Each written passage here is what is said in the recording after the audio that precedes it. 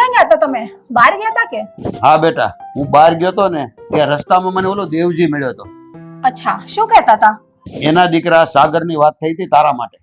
શું કહેતા હતા એ એમ કહેતા હતા કે તમારી દીકરી અને મારા દીકરાના સગપણની જે વાત કરી હતી એના વિશે તમે શું વિચાર્યું છે? જો પપ્પા, તમે એ છોકરાને ના પાડી દેજો, કારણ કે મારે એ છોકરા સાથે સગવડ નથી કરવું. તને એ છોકરામાં શું વાંધો છે બેટા? એ છોકરો તો સારો છે. શું ધૂળ સારો છે? સાવ સાધારણ ઘરનો છોકરો છે. અરે એની પાસે તો પહેરવા માટે સારા કપડાં નથી, અને એનું ઘર બાબા આદમના જમાના વખતનું છે. નથી એના કોઈ આવકના ઠેકાણા, અને નથી એના લાઈફનું કોઈ સેટિંગ કે એનું કોઈ ઠેકાણું. અને તમે પાછા એમ કહો છો કે છોકરો સારો છે. બેટા, દેવજીનું ઘર ભલે સાધારણ હોય પણ એનો છોકરો સાગર ભણવામાં હોશિયાર છે, એનામાં આવડત છે. અને તું જોજે, એક દિવસ ઈ જરૂર કોઈ મોટો અધિકારી થઈને બેસશે. અને મને વિશ્વાસ છે કે ઈ છોકરો એક દિવસ એના બાપનો દી જરૂર વાળશે. પપ્પા, જે છોકરા છે ને માઈ કાંગલા હોય ને, એ આખી જિંદગી માઈ કાંગલા જ રહે. એ કોઈ દિવસ આગળ ન આવે. તમને તો ખબર જ છે કે આ ઘરમાં હું કઈ રીતના મોટી થઈ. શું તમને લાગે છે કે એ છોકરો મને એવી રીતના રાખી શકશે? એના કરતા પપ્પા, મેં પેલા છોકરા વિશે તમને વાત કરી હતી ને, નિકિત, એની સાથે મારા સગમણની વાત ચલાવો. પણ બેટા, એક વાત તું યાદ રાખજે કે વરથી ઘર થાય, ઘરથી વર નો થાય. મેં જે છોકરો પસંદ કર્યો છે ને, એ એક દિવસ જિંદગીની અંદર કંઈક કરીને બતાવશે. પપ્પા, આ બધી છે ને ફક્ત કહેવતો છે. આવી બધી વાત કરીને લોકો ખાલી કહેવતોથી લોકોને ફોસલાવી જ શકે, બીજું કઈ ના કરી શકે. એટલે જ હું તમને સમજાવું છું કે મારી વાત બીજે કસે કરવા કરતા આ નિકિત સાથે મારી વાત ચલાવો. આનાથી વિશેષ હું તમને બીજું કાંઈ જ કહેવા નથી માંગતી. આ છોકરીને મારે કેવી રીતે સમજાવવી?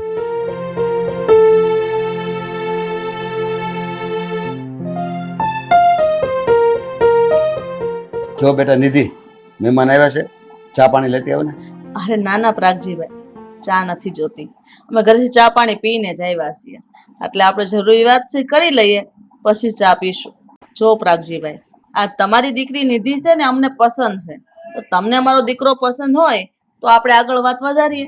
પારુબેન, મારી દીકરીને તમારો દીકરો પસંદ છે એટલે તો તમને બોલાવ્યા છે. અમારી તો આ જ છે.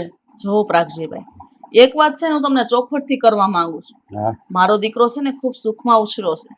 નાનપણમાં જ એના પપ્પાની ગેરહાજરી થઈ છે, એટલે લાડકોટ બધા મેં પૂરા કર્યા છે. હા, અને એના પપ્પાએ એના માટે બહુ બધી મિલકત રાખીને ગયા છે. કોઈ વાતની કમી નથી. અત્યારે તો મારો દીકરો કઈ કમાતો નથી, પણ આટલે હું તમને આ વાતની ચોખવટ કરી દઉં. પણ બેન, બેઠા બેઠા ખાઈ થોડું વ્યાજબી વાત છે. બેઠા બેઠા તો રાજાના ભંડાર હોય તો ખાલી થઈ જાય, એને કમાવું તો પડે ને. હા પ્રાગજીભાઈ, તમારી વાત સાચી છે, એને કમાવું જોઈએ. પણ મારું કેવું એવું છે કે જો એના લગ્ન થઈ જશે ને પછી બધી જવાબદારીઓ હમશે, માથે પડશે, એટલે કમાતો થઈ જશે.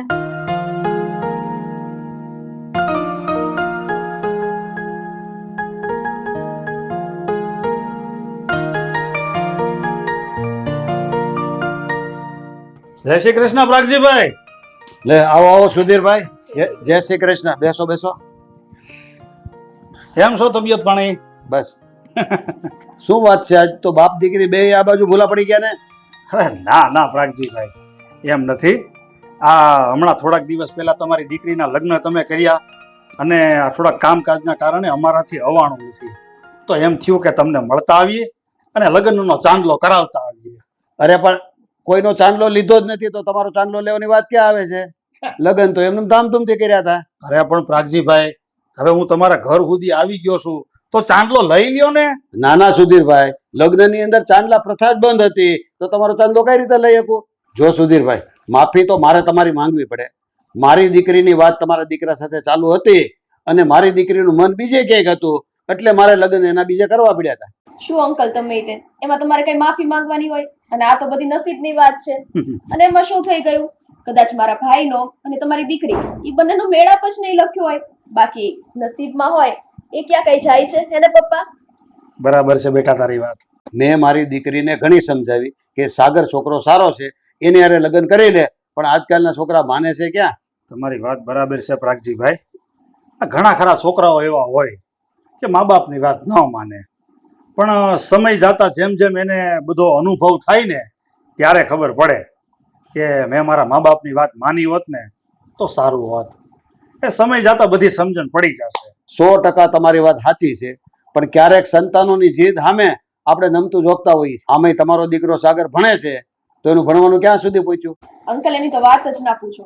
મારો ભાઈ છે ને અત્યારે માસ્ટર ડિગ્રી કરી રહ્યો છે અને હમણાં એની એક્ઝામ દેવાઈ જશે અને ડિગ્રી લઈ લેશે, પછી એ જોબે લાગી જશે. સરસ. તમારો છોકરો ભણવામાં ખૂબ હોશિયાર છે તો ભણવામાં એને ક્યાંય કચાશ નહીં રાખતા. અરે પ્રાગજીભાઈ, એમાં થોડું તમારે કહેવું પડે. અરે મારા છોકરાની પાછળ તો હું દિવસ ને રાત મહેનત કરું છું. તમને એમ કહું ને કે મેં મારા જીવનની બધી જમા પૂંજી મારા છોકરાની પાછળ ખર્ચી નાખી છે. અરે મારું પેટ કાપી કાપીને મારા દીકરાને ભણાવું છું. મને ખાતરી છે એક દિવસ છે ને મારો દીકરો મારો દી જરૂર વાળશે, તમે જોજો. હા, એ વાત તો સાચી છે. તમારો દીકરો ભણવામાં હોશિયાર છે એટલે એનું ટેલેન્ટ બહાર આવ્યો કે રહે નહીં. આ બધી વાત તો ચાલ્યા જ કરશે સુધીરભાઈ. શું પીશું? ચા, કોફી કે પછી કઈ ઠંડા પીણા? હવે ના ના પ્રાગજીભાઈ, ચા કોફી શરબત એ બધું છે ને થોડી વાર પછી પીશું. અને હવે અમે અહીં આવ્યા છીએ ને તો ખાલી ચા કોફી થી નથી ચલાવવાનું, બપોરે જમીને જવાનું છે અમારે. અમે નક્કી કરીને જ આવ્યા છીએ. એટલે થોડી વાર બેસો અને હારી હારી કઈક વાતું કરો, મજા આવે છે.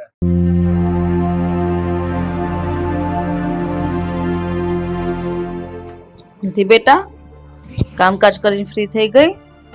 હા મમ્મી, જો ફ્રી થઈ ગઈ. પણ મમ્મી, મારે તમને એક વાત કરવી છે. શું વાત કરવીશ? બોલ ને. મમ્મી, આ નિકિત છે ને આખો દિવસ રખડ્યા જ કરે છે અને કાંઈ પણ કામ ધંધો નથી કરતા. શું એમણે આગળ કોઈ કામ ધંધો કે કાંઈ કરવું જ નથી? બેટા, હું તો નિકિતને કઈ કઈને થાકી ગઈ છું કે બેટા કઈ કામ ધંધો કર. આવી રીતના બેઠા બેઠા ન ખવાય. ગમે એ નોકરી કરી લે, પણ મારી વાત સમજતો જ નથી ને. હા, બેઠા બેઠા હરામના હાડકા થઈ ગયા છે ને. પણ મમ્મી, તમે જ કહો, આમ બેઠા બેઠા ક્યાર સુધી ચાલશે? કારણ કે બેઠા બેઠા તો રાજાના ભંડાર પણ ખૂટી જાય છે. સમજુ છું બેટા, હું બધુંય સમજુ છું, પણ આ છોકરો નથી સમજતો એનું મારે શું કરવું? બેટા, મને તારા પર પૂરેપૂરો ભરોસો છે. તું સમજાય ને મારા દીકરાને, તારી વાત જરૂર માનશે.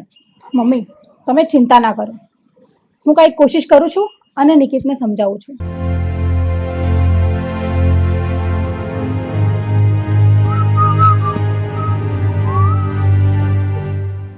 શું છે નજી? મારો ફોન દઈ દે. કેમ મારો ફોન લઈ લીધો તે? તો બીજું શું કરું? આ શું તમે આખો દિવસ મોબાઈલ જ મથ્યા કરો છો? તમને બીજો કાંઈ કામ ધંધો નથી સૂચતો કે? ના, નથી સૂચતો. કેમ? જો, મારી વાત કાન ખોલીને સાંભળી લે. મારી સાથે છે ને ખોટી મગજમારી ના કર. હું કામ ધંધો કરું કે ના કરું, તને શું ફેર પડે છે?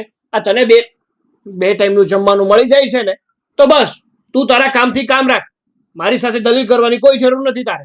અરે, 2 ટાઈમનું ખાવાનું તો કૂતરાને મળી રહે છે, પણ એને કાંઈ પેટ ભરાયું ના કહેવાય. અને જો નિકિત, તમે આમ ને આમ રહેશો અને કાંઈ કામ ધંધો નહીં કરો ને તો એક દિવસ આખું આપણું ઘર રસ્તે ચડી જશે અને આપણે બધાએ ભીખ માંગીને ખાવાનો વારો આવશે. જો, મારી વાત છે ને સાંભળ. મારું જે થવું હોય ને થાય, આ ઘરનું જે થવું હોય ને ભલે થાય, પણ તને છે ને તને 2 ટાઈમનું જમવાનું મળી જશે અને વર્ષના 5 જોડી કપડાં મળી જશે. એટલે મારી સાથે છે ને ખોટી મગજમારી ના કર. લાવ મારો ફોન. અને જો આજ પછી મારો ફોન લેવાની કોશિશ કરી છે ને તો એક અવળા હાથની આપીશ. ચાલ નીકળ જા. મને સમજાવવાની કોશિશ કરે છે શું કરવું જોઈએ શું નહીં. પોતાનું કરે તો બહુ છે, સમજતો નથી. અરે પાછળ, અરે જો જો જો જો જો ભાગ ભાગ ભાગ ભાગ ભાગ ભાગ. અરે તું મને પણ મરાવીશ યાર. પાછળ ચાલ, જવા દે, મેં મારી દીધો છે. ચાલ આગળ વધ. નિકિત, આ બધું આ બુકમાં શું લખ્યું છે? ઓલા રફીકભાઈને 1.5 લાખ આપવાના છે, ભવનભાઈને 70,000 આપવાના છે. આ શેના પૈસા છે બધા? ક્યાંથી મળ્યું? હે, બહુ ક્યાંથી મળી તને? અને શું કામ હાથ લગાડ્યો ને? શું કામ હાથ લગાડ્યો તેને? આ બુક મને તિજોરીમાંથી મળી છે. તમે મને એ કહો કે આટલા બધા રૂપિયા કોને આપવાના છે અને શેને આપવાના છે? જો મારી વસ્તુને કોઈ હાથ લગાડે ને એ મને નથી ગમતું, એટલે મારી વસ્તુને હાથ લગાડવાનું રહેવા દે છે. આ ખાખા ખોળા કરવાનું રહેવા દે છે તું. તો પછી હું પૂછું છું એનો જવાબ આપો ને. આટલા બધા રૂપિયા કોને અને શેને આપવાના છે? અને આટલા બધા નામ છે, કોના નામ લખ્યા છે? તારે સાંભળવું જ છે ને કે આમાં જે વ્યક્તિઓના નામ લખ્યા છે વ્યક્તિઓ કોણ છે અને શેના પૈસા દેવાના છે મારે આને? તો સાંભળ, હું છે ને જુગાર રમું છું. હા, વરલી મટકા રમ્યો હતો અને એમાં પૂરા 25 લાખ રૂપિયા હારી ગયો છું. અને આ નોટમાં એ જ હિસાબ લખેલો છે. બોલ, કેવું છે હવે તારે મને કાંઈ?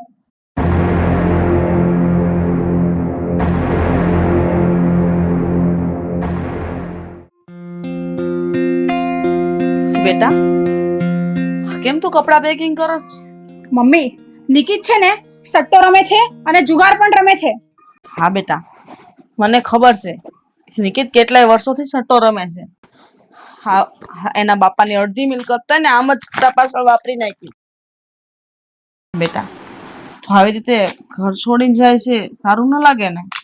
ના મમ્મી, હવે મારે એક દિવસ પણ અહીંયા નથી રહેવું. મેં નિર્ણય લઈ લીધો છે કે હવે હું મારા પપ્પાના ઘરે જ જાઉં છું. હવે આ મારાથી બધું સહન નહીં થાય મમ્મી.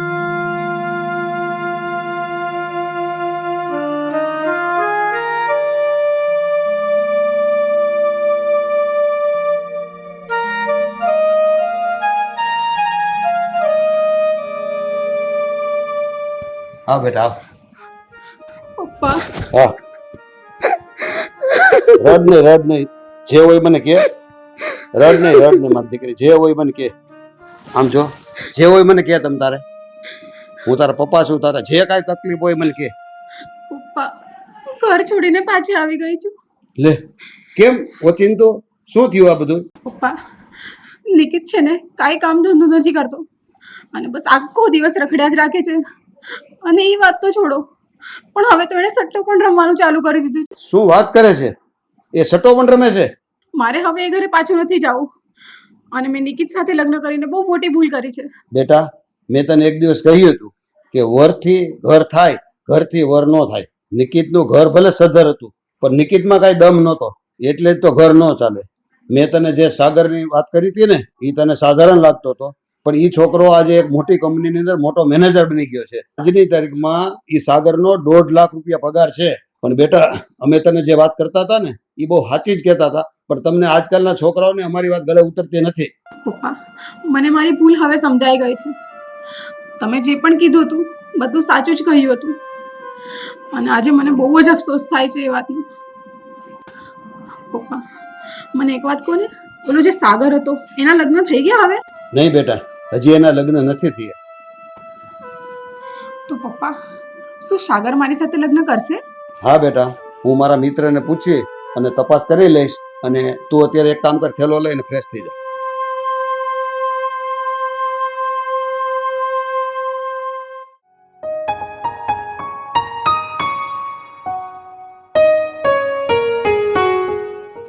જય શ્રી કૃષ્ણ પ્રાગજીભાઈ.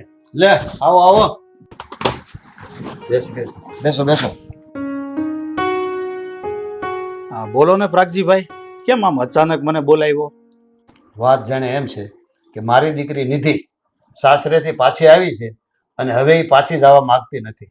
નિધિ સાસરીએથી પાછી આવી? પણ કેમ પાછી આવી? શું તકલીફ છે એને? છોકરો કઈ કમાતો નથી, રખડે છે. આમ ઘર ક્યાં સુધી હાલવાનું? મારી વાત તો હાસી છે પ્રાગજીભાઈ, આમ રખડે થોડા ઘર હાલે? કાંઈ પણ નાનો મોટો કામ ધંધો તો કરવો પડે ને. 2 પૈસા કમાઈને ઘરમાં લાવે તો ઘર હાલે. પણ હવે એ કઈ નથી હાલે એવું, કારણ કે છોકરો હવે આડી લાઈને ચડી ગયો છે. તો આમાં ઘર કેવી રીતે આપવું? એટલે મેં એવું વિચારી રાખ્યું છે કે મારી છોકરીના ડિવોર્સ કરાવી નાખવાના છે. અને સુધીરભાઈ, હું તમને એવું પૂછવા માંગુ છું કે તમારો દીકરો સાગર મારી દીકરી સાથે લગ્ન કરશે? તમારી વાત તો બરાબર છે પ્રાગજીભાઈ. હું તો પહેલેથી જ એવું ઈચ્છતો હતો કે મારા દીકરા સાગરના લગ્ન તમારી દીકરી સાથે થાય. પણ હવે કુદરતને કરવું ને તમારી દીકરીનું કાંઈ મન હતું નહીં. અને હજી પણ હું તો એવું જ ઈચ્છું છું કે તમારી દીકરી મારા ઘરની વહુ બને. પણ શું આ વાત તમારી દીકરી નિધિને મંજૂર છે કે મારા દીકરા સાગર સાથે લગ્ન કરશે ખરી? Thank God, thank you so much કે તમે મારી વાત સાંભળી લીધી.